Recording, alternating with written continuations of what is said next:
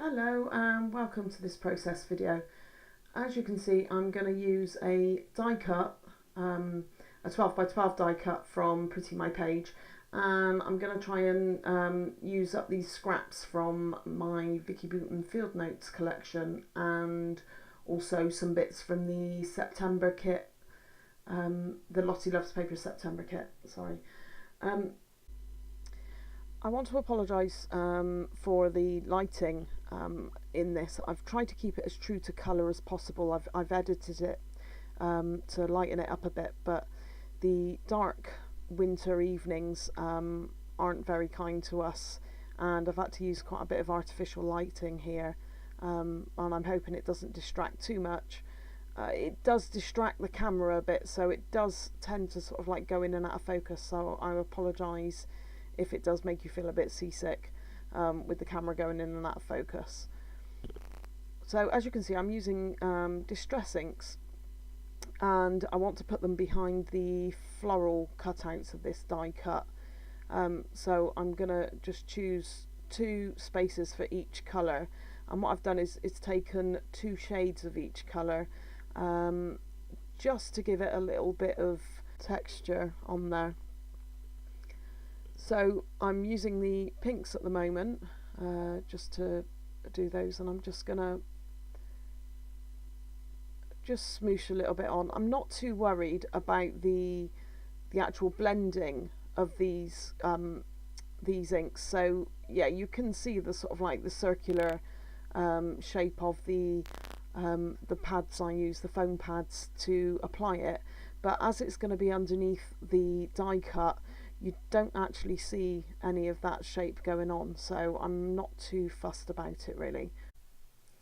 Okay, we are going to skip to just slightly more sped up now, just because it's the same process over and over, just in different colours. You may have noticed that I've now storing my foam pads for the Distress Oxides in old ATC wallets, the pockets for them, and what I've done is just dry smooshed a bit of each of the inks onto a piece of card at the back of the pockets, and then just put each foam pad in the pockets so I know what colour they go on dry, but also like where each pad belongs then, so I can easily find them in there.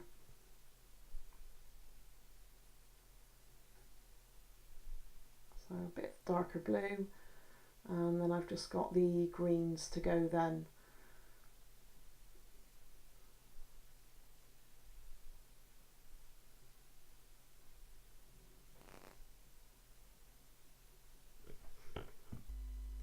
I originally saw this die cut on a layout that Laura Rumble did, and she has also done a process video for it, and slightly differently, that she's used 8 photos I think in the blank spaces, whereas I'm just going to be using the 1 photo in the centre. The reason why I haven't worried about each colour bleeding over into the blank spaces is I am actually going to put the patterned paper in those spaces there, so I wasn't too worried about being too neat with the actual inks.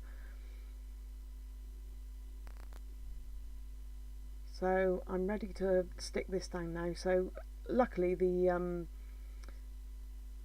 ATG tape in the pink one is 6mm wide, and it fits just nicely in those central blanks there, and then around the outside I'm just using my Zig pen just to add the glue there, just so that I can stick it all down nice and neatly. I haven't worried about sticking all of the flower bits down because the frame is enough really on there, because obviously I'm going to be putting the papers on the top instead of backing them like I do in some of my other die cuts. I'm going to use the blank squares that came with the die cut to to back the papers onto. Now I wanted to mat my photo in white, so I've actually used the spare piece of card that I had, which I was using just to sort of keep my mat clean when I was smooshing the inks on. I've used that as the as the mat, because waste not want not really. So I'm just going to go through now and see which papers I like as extra layers on the back of the photo. Some of you might be a bit confused about this photo actually, so I will explain it now. Whilst Rob and I were away in Italy earlier this year, we took our travel Scrabble with us, which we usually sort of play on an evening if we're sort of stuck indoors and I've got nothing else to do. But the weather was so lovely, and the seafront in Castellammare, where we were staying, was so there was so much bustle going on, and it was like a community where everyone sort of went out in the evenings, and why not, because it was just so warm and the weather was really nice. So apart from one night when we got caught in a thunderstorm, but that was another thing. So basically we took our Scrabble out with us, and a bottle of wine and some crisps after our meal, and we sat on the seafront basically, and on some of the concrete benches, and entertained ourselves by people watching and playing Scrabble. So the photo is actually of the little travel Scrabble board with our bottle of wine and a packet of crisps. And I thought it was quite a nice moment to scrap, and with the grid like finish on this this die cut, I thought it was just perfect for the Scrabble board.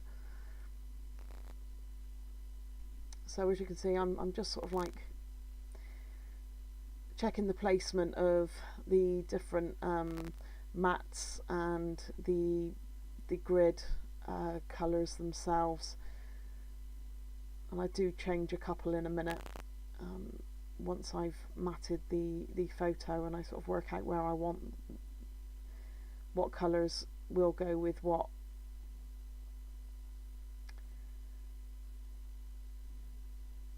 So as you can see, that messy one just doesn't go with the like behind the other sort of like the cream hearts one, so I've just replaced a couple, and I'm quite happy with the placement of that, so I'm just going to start sticking them down.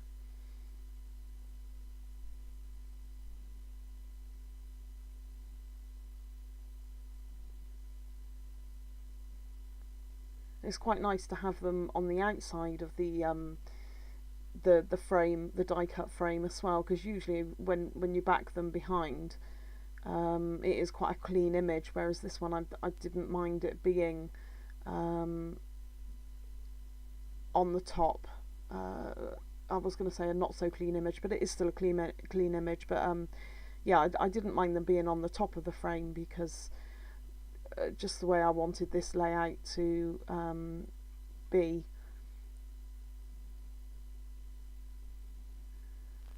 So I'm going through the faff of putting these foam squares on the back, because I've run out of foam, the larger pieces of foam. I only just want to lift a couple off of the page, just to give it another sort of dimension in there really.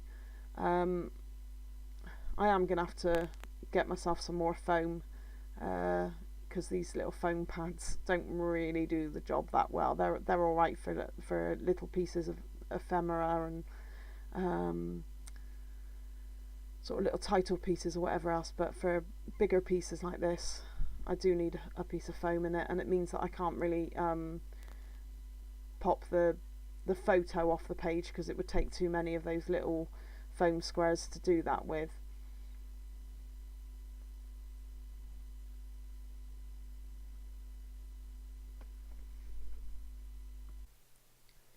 So whilst I'm doing the boring job of just sticking the rest of this down, I'll just let you know that there are a couple of really good Facebook groups at the moment. If you're looking for inspiration, challenge prompts, anything to sort of like get you scrapping again, or just to give you a couple of ideas of different things to do. In the last couple of weeks there's been a sort of mini cyber crop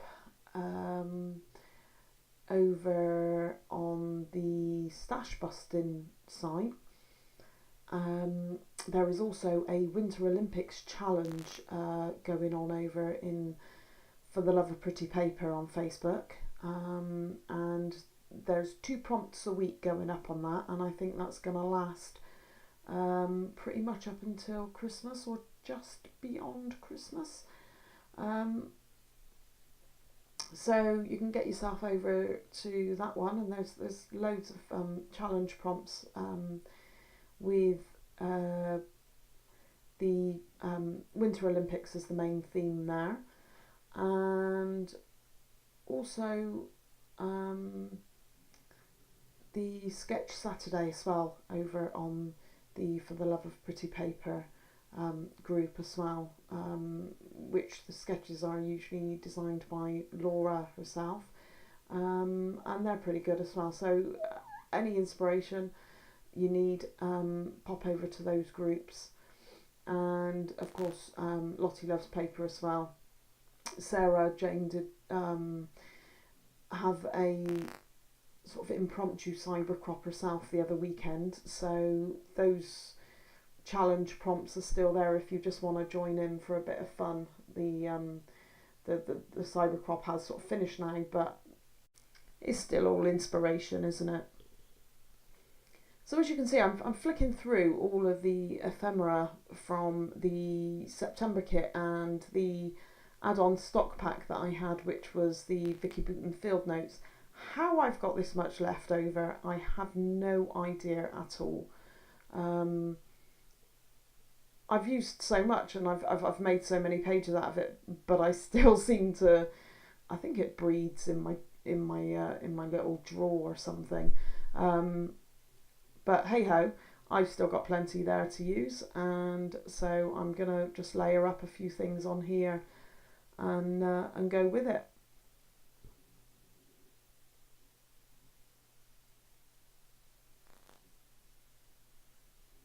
So this little banner I've got here just says simple things, which I thought fit this the story quite well actually. It was just the simplest thing that we were doing, but the page was brilliant for it. I've digressed once again. What I meant to say was this little banner gets moved about all over the page until I'm happy with where I'm going to put it. I did try up in the corner there, but it just wouldn't sit right. So I try it at a couple of different places, but that's where it ends up, which felt right to me there. And then those couple of flowers that I end up putting in there as well, just because of the yellow, and I wanted a couple of flowers in there. They're from the Cocoa Vanilla Studios More Than Words collection, I think they were. But they were just in my ephemera packs that I've got, just ephemera, embellishments. They're embellishments, aren't they, more than ephemera, I suppose. Anyway, I'm just going to write a little bit of journaling on this sort of ripped out note paper bit, which was all part of the ephemera pieces that were in the field notes collection. Just saying what and where the photo was about.